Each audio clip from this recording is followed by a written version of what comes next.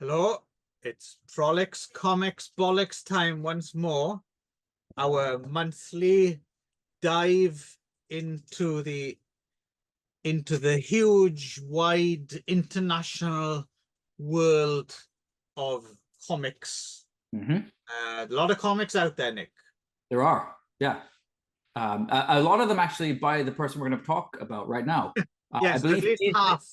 he might be in the Guinness Book of Records, I believe, as having produced the most pages. I think that's in his Wikipedia entry. Is that yeah? But Fuck Tom. apparently, Gonagai can piss 1 inch further. Yes, so yeah. This has been settled. Yeah. Right. Yes, so we are, of course, talking about Shotaro Ishinomori, creator of, amongst many other things, Cyborg 009, Kamen Rider, and about a million other kind of similar tokusatsu shows. But also, I think is like, you know, the what became the Mighty Morphin Power Rangers. That's also him too. Yeah, well, yeah, he certainly did some Super Sentai. Yeah, I think the original, right? I think the original one, like the original one that yeah, is the kind of template for all of them was him. Well, I can't remember which, because obviously it was going. So yeah, Super Sentai has a long history, and then I can't remember. I should know this because I looked this up, but I can't remember which one specifically was pilfered for Mighty Morphin. Yeah. It would have been. I mean, the actual suit, but I mean, but it was, you know, the concept. Yeah. So his was Himitsu was the first. Himitsu Sentai Go Ranger, the first Super Sentai series. Yes. So I believe all the other ones they all are just chapters of the same, or like reworkings of the same thing, right? As long as the yellow and the pink ones are cute.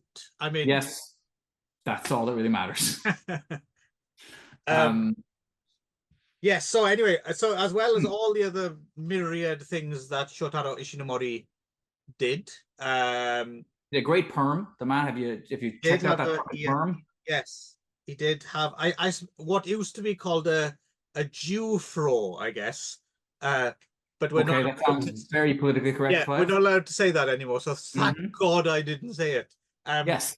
But that's what they used to say in the old days, where everyone was mean and horrible and racist. Until apparently this new generation have got it all figured out, and they're the first people to ever consider not being racist, sexist, homophobes, yes. The rest of it, yeah.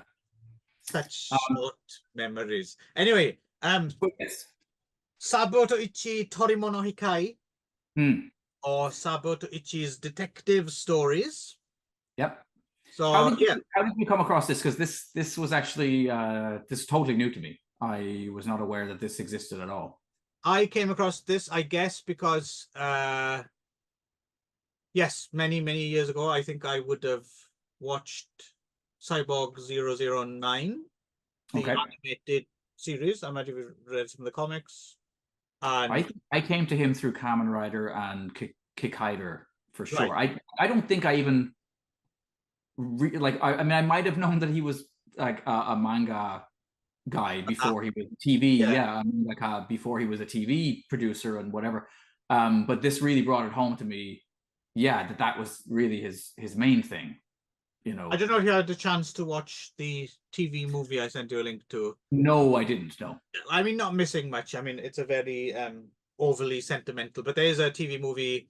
I can't remember what it's called. The man who created Heroes or something. The story of Shotaro Ishinomori, and so basically he would have been part of that group in the the 10 of them that lived in the same apartment. Iwa apartments, right? Yeah. So basically, these were people who were kind of handpicked by Tezuka, right? Tezuka Osamu, who famously just couldn't handle his own output. So it's quite funny actually, in that TV movie adaptation, the way they portrayed Tezuka is kind of like this kind of like a guy who just suddenly had too much stuff, and they keep mentioning him like running away like, oh no, Tezuka's run away again, so we have to finish all his comics. Like things would just get on top of him, and he would just retreat, Flee.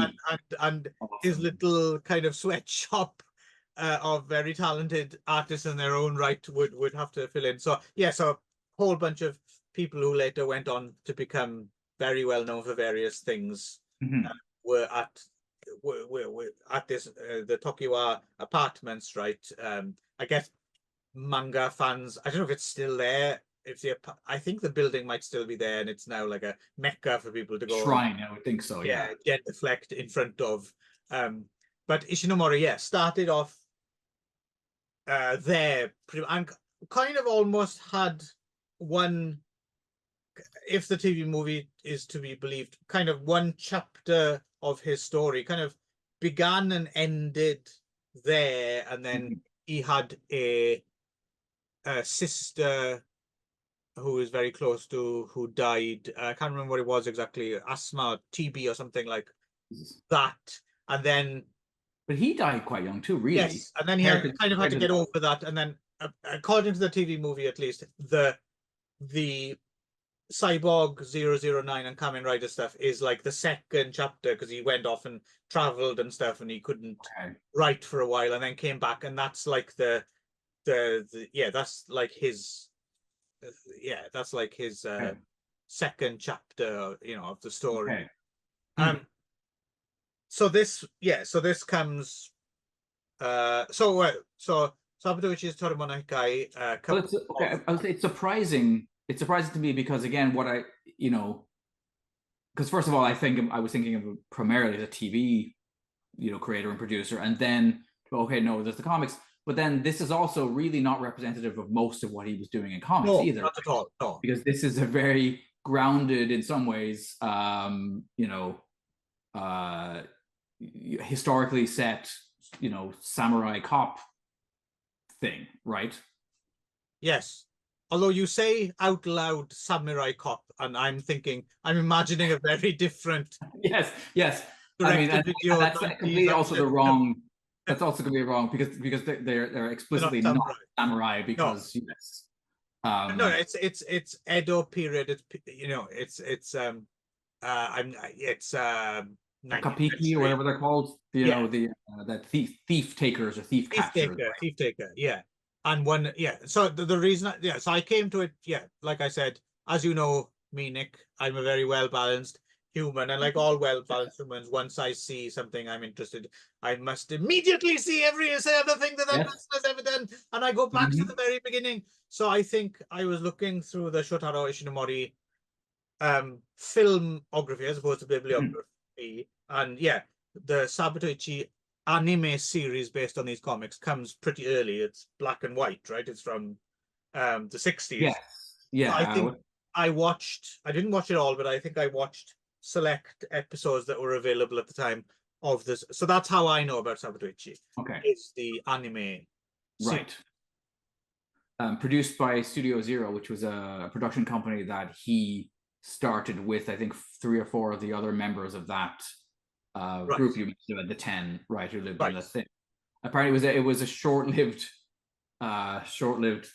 studio. They had some disastrous kind of stuff. Apparently early on they did an episode of because, again, Tezuka liked to support the people that he kind of given his start to, so he let them do an episode of Astro Boy, which apparently then he's run away.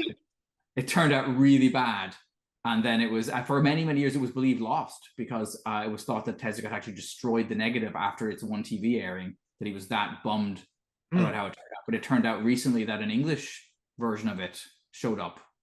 Someone had it next to some old Doctor Who episodes. Exactly. Yeah. Right. But anyway, and then this is, I mean, in some ways, this might be the high water mark of that. The brief time that they were open as a studio is their SABU Toichi. Right. So it started off life. So from 66 to 67, ran in Weekly Shonen Sunday magazine. Right. Which is a bit more kids centered. Although apparently there was stuff that ran in that was like this, a bit less kid friendly. Right. And 68 to 72 switched to Big Comic. And now, and of course, collected in 13 tankobon volumes. Nick read them all. I read 8 volumes. Indeed. Okay. I will finish them out though, because just to get ahead of it. I will warn you, really it's one of those. Yeah, it is one of those things though where in Japan, something that's like this, that's maybe episodic, more than a continuous narrative, like it really doesn't have an ending. Like quite enjoyably, just like it just ends at the end of one adventure. You're like, that's all she wrote. Yeah, I wouldn't expect it to. But yeah, so and we read this. So the thing is, in all these years, it has never been officially translated and put out there in English. We used a new resource for me, but a lot of interesting looking stuff over there. This is the website Mangadex.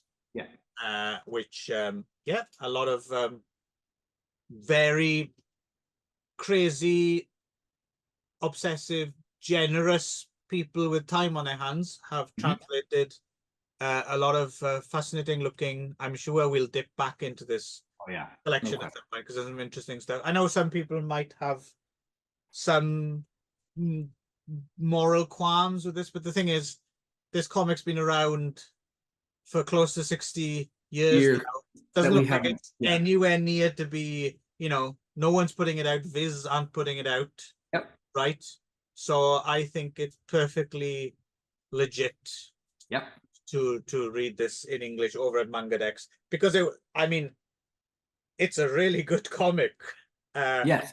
It would be a shame. I'd be quite sad if Mangadex suddenly disappeared and this went back into the ether, because it's a good translation as well, from what I can tell. Yes. Really well done.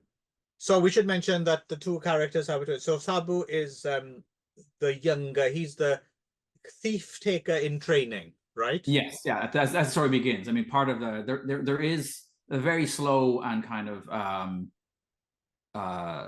not a continuing narrative, but like he does grow, and you know, and I think he does come into his fullness of his job right later on. Right. I don't know if you've maybe not have gotten there yet, but definitely there are some interesting changes made in the last couple of volumes where it does seem as though he was trying to play with the format a little bit, push it a bit more. And his pal is Shintaro Katsu. No, I mean his pal is a blind itinerant masseur who also happens to be a quick draw, keen sword expert. But what's interesting about this is, right, I mean, obviously, there's no question. Change the name. There's no question. Yeah, there's no question. Obviously, his name's Ichi. They could have called him Ni, but no, he's Ichi, right? Yes. No, I mean, it is. So the one smart thing that Ishinomori does with this, you know, is have him physically not look anything like Zatoichi. He's skinny, he's shaved-headed, he's got this leering, creepy fucking grin thing. He's got these white eyes, which is exceptionally well done in the anime. Like in the anime, they really get like that. He's almost a horror kind of a figure, right? Although he plays the avuncular, you know, kind of role in the stories, when he's in his like death mode, right? When he's in that, like, you know, he's fucking scary. And both in the comics page and even more in the anime.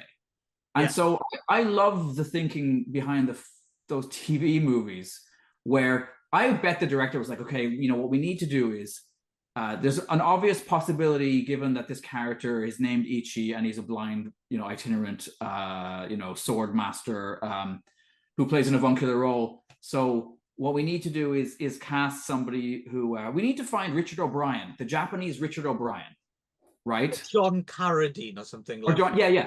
Yeah. High-pitched kind of creepy voice. And then the producers were like, or we could cast Tatsuya Umemiya and ask him to just do an exact. If you squint, there's parts of that TV movie where you would not be, you know, you'd be forgiven for thinking you were watching an episode of the probably just cancelled 2 years before. He's not as convinced. So we should say we're talking about the 4 TV movies they made in the early 80s as well, live action, or rather just the first one. We watched the first one because I don't know about you, I It's all right. Yep. It wasn't. No. I wasn't moved to watch the other three. No. But Whereas I would when we say talk he's about the less first episode, convincing. He's less convincing than that Taiwanese barman who won the Shintaro Katsu lookalike contest. He's more convincing as Satoichi than. yes. Don't get me wrong. I like Tatsuo Umemiya, and he's in. Me too. Prince of Space. Yeah, Prince of Space, and every Yakuza film ever made at Toei. Yep. But no, it is. It's a bizarre choice to have him just fully attempt to do Katsushin. It's distracting, and everyone's too old, and he's too young. Yeah, he's too young. Yeah, and Sabu's too old, and the girl's too. Yeah, it's anyway. Tomokazu Miura is he's too old to be playing Sabu, and Tatsuo Miya's too young to play Ichi. Yeah, and I think that's kind of all we need to see about it. I mean, it does play very much like a Jidaigeki TV movie. Yes. I was hoping it might be like a diamond in the rough a little bit, but it's not terrible. But it's just it's fine. It's TV Chambara at its mediocreist. Yeah, right. I think that's all we fine say about that. Really. Whereas the cartoons, I watched the first episode of the anime and was the anime is good. The fuck away, like absolutely stunned by how violent and brutal and interesting in terms of the way it's put together. But then I discovered that was all directed by Rintaro, and Rintaro is a really person.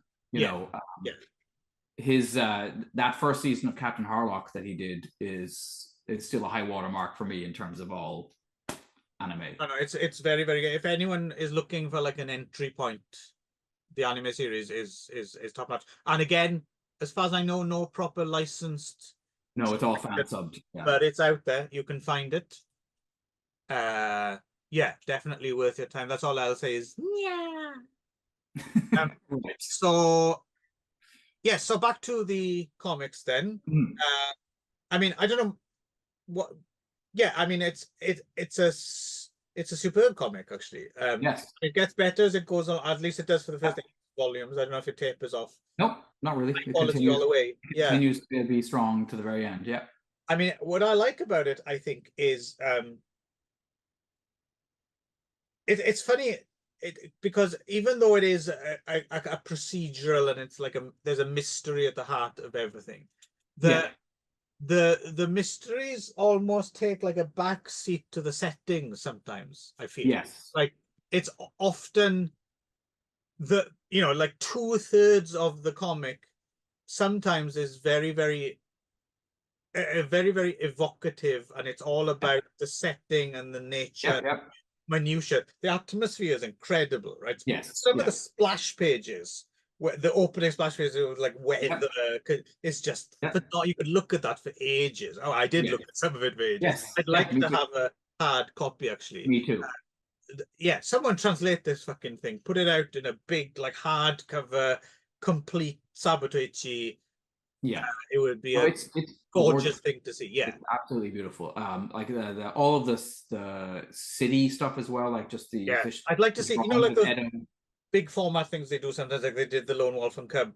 Yes, be nice to see like that size, right? I don't know. I'm guessing he must have painted these, a bit bigger because they usually do, right, before they shrunk down. Have you ever been to like any of the museums in Japan that have original pages from? Yes, I found that fascinating when I've seen them in museums, just because you can see where the corrections were made, and it's like it's kind of gratifying to see like, oh, there's where they used white, like these Tipex. Yes, geniuses fuck up too sometimes.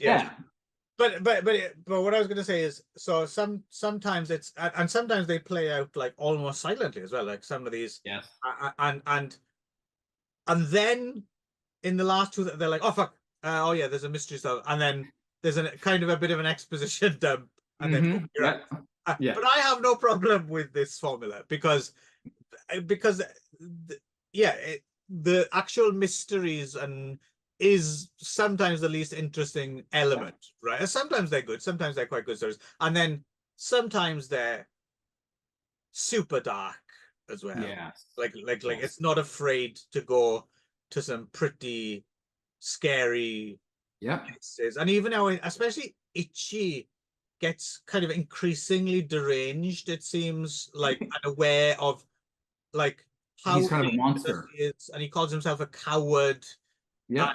And that's really that's something that Zatoichi I mean, some of the more experimental of the films really sometimes go, but I don't think Zatoichi's ever gets this in the weeds about how much he might actually be a psychotic coward. Yes. Covering up by, you know, right. So no, I would say no. Yes. I mean, I'll let you speak, but It's funny. Fascinating comic this was. Yes, yeah. As I said, I mean, you could almost see. I mean, obviously, it helps being able to read it in English, but I could see buying these, like going to Book Off and just buying them without, like, just to have a hard copy of them, because the drawing is that good. Yeah, it's also that fascinating. Like some stuff is very all kind of not photorealist exactly, but of that Gekiga style. Yeah. But then every now and again, some of the characters have kind of Tezuka Disney-like cartoonish Arabic faces, which is interesting. In the early, it's funny. Like the earlier stuff definitely has more of that look, and then there's a while where I thought, oh, he's really sort of leaning more into that that style, closer to what Goseki Kojima was doing, you know, with Kazuo Koike in like The Path of the Assassin or Lone Wolf and Cub. But then it's not consistent, because then later on, like quite a bit, like even right to near the very end, he'll still every now and again do a whole story that's much more cartoony looking. And he walks that line really well, I think. Well, the other thing I really liked about it is not only is the artwork fantastic, but the composition for the like the layout of the like, the way that it's like some of them are broken up into those kind of like slashed, like those horizontal panels, or panels that are completely vertical and have like a character up here and one here, like it's really cinematic, like and a really strong command of proportion from weird angles. Like that's done in a really non-wanky, we're playing with the format way. It just feels so like someone experimenting. I'm so confident in that experimentation. Like it's like seeing somebody at the height of their powers on the page, you know. It's funny you were saying, even though it's not necessary, I mean, we don't know, there might be some other things I'm sure we'll be checking out some more of his works. So we might, but it doesn't seem to be representative, at least not what we think of as Shotaro Ishinomori. Typical Shotaro Ishinomori. There's no cyborgs or anything in it, right? But I'm wondering if this might, someone might know, an expert who's read widely, but I'm wondering if this might not come like top tier Ishinomori. I would be surprised if this wasn't considered amongst the best. I mean, this is the one that he won awards for. I don't know that he necessarily won manga awards for the other stuff like Kikaider and so on, but I know he definitely did win awards for this. Right, and the anime series won awards as well, didn't it? I think. Yeah, well, as I said, it's just based on that, simply on the first episode, which in some ways is as dark, if not darker, than any of the actual, like, there's children being slashed up, you know, people's faces cut in half. Like, it's just, for 68 or whatever it is, it's just audience, you know. I remember watching a cluster of them and being very impressed, and now of course you can get them all. So I think I am actually going to go back, and I think I'll probably watch every single episode. I think that's worth doing. As well as finishing up the comic. No, I don't know. It's one of those things. I mean, on the one hand, I can talk about it all day, but on the other hand, I feel you probably just need to go read it. Yes. Go to Manga Dex, find SABU to ICHI'S detective stories, and I wonder when. Actually, I should. But when was Hanzo the Razor? Goyo Kiba. A little bit later, right? The comic would have been a bit later, because it's funny, because obviously it touches on some of the same things, because they would have been just issues that Edo thief takers faced, like that there's a limitation on their power, right? They couldn't go into like a samurai's home, they couldn't go onto temple grounds, and that plays out then in the Hanzo stories. That, I mean, the ones that were made into films, right? Just in case I don't want Nick here to lead you astray, viewers, a lot less cock in SABU than the Hanzo things. What's funny though is I don't believe that's the connection Nick is making. But there is this point which I guess you haven't reached yet. Where does Ichi whip it out in volume 12? No, into a bag of rice until it's rock hard. It's just funny because at one point he does start taking on, like, when he becomes a full-fledged thief taker, right? He starts taking on criminals as like pickpockets as his like subordinates, and they're very much like Devil's Fire and Viper, the two that appear in the Hanzo stories, right? And so I was thinking, what are they called? The Bow Street Runners or whatever, Sherlock's yes, yeah. Urchins. Yes, yeah. So he has a couple of guys who are kind of his, so it's possible even that maybe Kazuo Koike borrowed them from, or the idea from SABU Toichi. But anyway, yeah, there was a moment where I was like, oh shit, they're starting to really set it up so that now any moment I'm expecting to see him kneeling on spikes with a hard on in his like fundoshi or whatever. But you're right, it never goes there. Maybe the never seen volume 14 that Tezuka had destroyed. Exactly. But no, I mean, yeah, no, it's that's fucking fantastic. It is a really good. I don't think there's any getting around it. I think I am absolutely overjoyed that you brought this to our attention, because I might not have read it otherwise. I feel enriched in every way. It was almost like you chose it specifically based on my limited set of interests. It does feel very Nick. I mean, I remember reading it and thinking, yeah, well, okay, I don't think there's any fear that that Nick isn't enjoying this. No, and you're right. The nature stuff is one of the things I like the most. Like every story has some feature of, this one's about, has cicadas as its central metaphor, and this one has this other nature feature. But yeah, and they're so digestible too. Like you can just do, if you wanted to take your time and not mill them like I kind of did, you could definitely one a night before bed. Yeah, well, that's what I did, was like a chapter at a time. Like I do a volume across a day. Right. Yeah, in increments. It's funny. The one that stays with me the most, I don't remember. I don't remember which book it's in, but there's one story about a creepy old, like, lord or samurai, whatever, who's like having these like young women brought to him so he can slash under their boob and like suck their blood to stay alive. It's like, it's so disturbing. One as well that almost plays out entirely in silence that I remember. It's the one, and you don't know what's going on until the big reveal. So spoilers. But there's the one with, there's like a guy in a house just being mithered by insects. Yes. And you're like, what the fuck's going on? And then you finally find out that there's like a corpse under the tatami or something, and it's just, that one's fantastic. Like, yes, and it's been raining.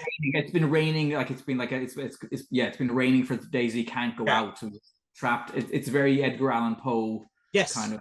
Exactly. Yeah. No, it's there's a lot. Yeah, it does not romanticize the past. Like the past seems wet and cold or hot and itchy and like, it's but on the other hand as well, it does also, I mean, there's some great, like, every now and again they'll have like a festival of fireworks and stuff like that, and coming up to summer here now, it's got me primed for, because I love because growing up in the UK, it's remember the 5th of November, right? And I remember as a kid being dragged to fireworks and just fucking being cold and miserable, and why am I watching? And I never really appreciated fireworks when I was a kid, apart from and why is Guy Fawkes not a national hero as well? That's another question that